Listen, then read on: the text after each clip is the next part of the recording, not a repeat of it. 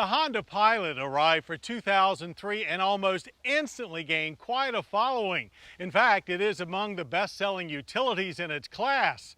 But with sales of family-size utilities on the fuel economy skids, the launch of an all-new 2009 Pilot could be a real weather vane. It has the same qualities as the original, with a host of upgrades, all wrapped in ever edgier styling. So, can it buck high gas prices? Or will the new Pilot simply flame out?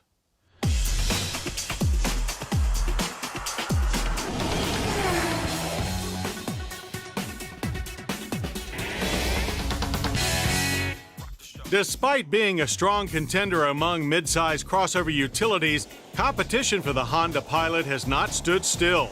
So it would seem good timing for a thorough update. Starting with the fact that the 2009 Pilot, for the first time, utilizes Honda's Advanced Compatibility Engineering, or ACE body structure, which is state-of-the-art in absorbing crash energy. Styling for the new Pilot is new too. Customers wanted a tougher, more rugged look for the Pilot, and Honda has indeed delivered. Its truck-like look starts with a bolder front end spearheaded by a six-sided grille and oversized headlamps. The profile is punctuated by well-defined fender flares and squared-off doors. The more vertical rear now displays a standard tow hitch and sporty exhaust tips. The second-generation Pilot also looks bigger, which it is. Sharing its chassis with the Acura MDX, wheelbase and overall length have each grown almost 3 inches, 109.2 inches for the former and 190.9 for the latter. But despite good intentions, the boxy stance also looks old school and contrasts greatly with sleeker, more urban-friendly rivals. Within, you'll find a larger 8-passenger cabin than before.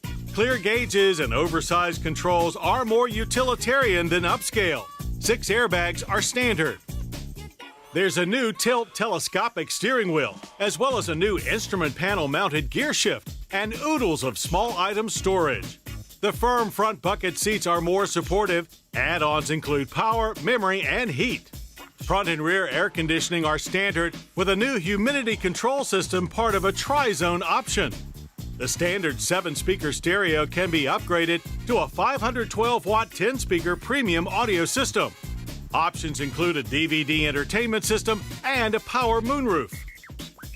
Images from the available rear-view camera show up in the rear-view mirror, or if you order navigation on the larger center dash display. The Pilot's spacious 64 split-second row provides an inch more legroom, and the third row bench now has 2 additional inches of legroom. Behind the third row is a helpful underfloor storage compartment. And dropping all the seats gives a long continuous floor and 87.6 cubic feet of cargo space. Accessible by a new hatch with separate opening glass, with power assist for the new touring model.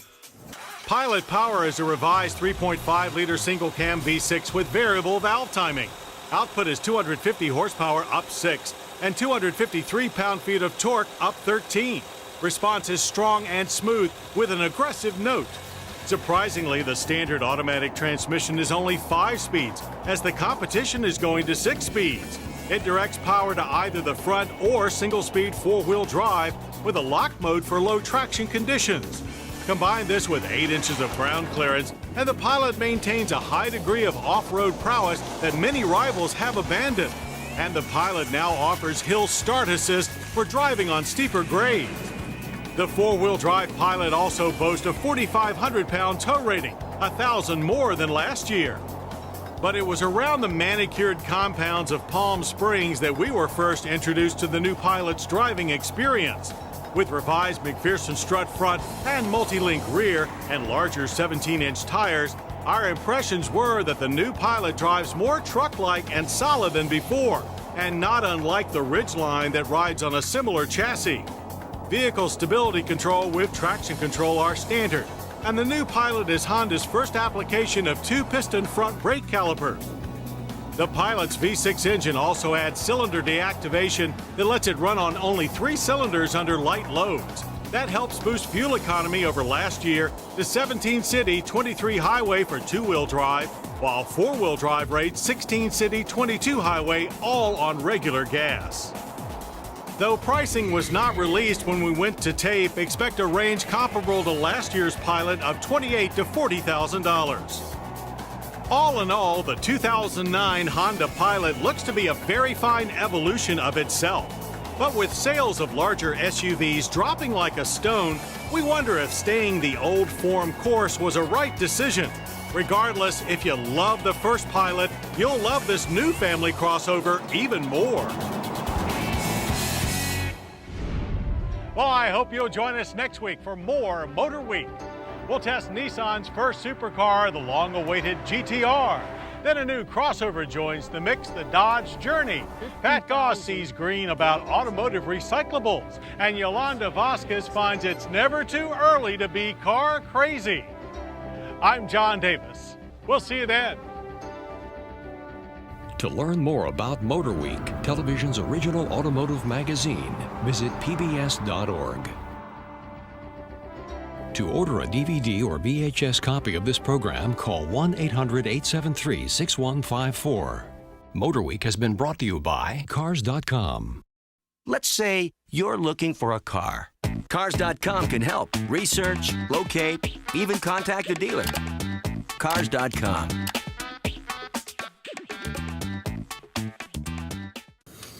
Some guys like to relax in a leather recliner. But to others, there's nothing better than cardboard on concrete. Valvoline, 100 years under the hood. And by Dunlop Tires. The search for true performance is part of our heritage. Dunlop is proud to present the Dunlop Drivers' Cup, where amateurs from around the world compete head-to-head in on- and off-road competitions. Information at dunloptires.com.